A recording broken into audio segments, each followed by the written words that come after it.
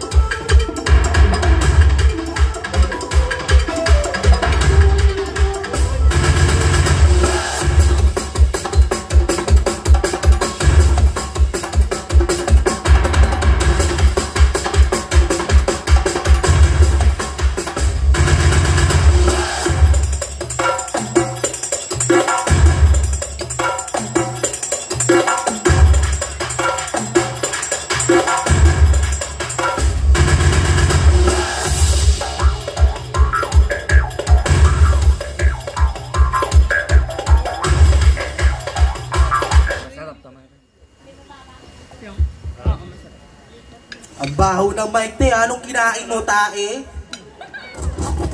Hindi kita.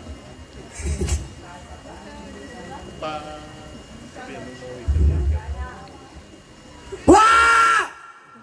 What is beauty if your fake is dirty? Sabi ni candidate number 2, isa daw po siya sa pinakamakasarap na pagkain sa mundo.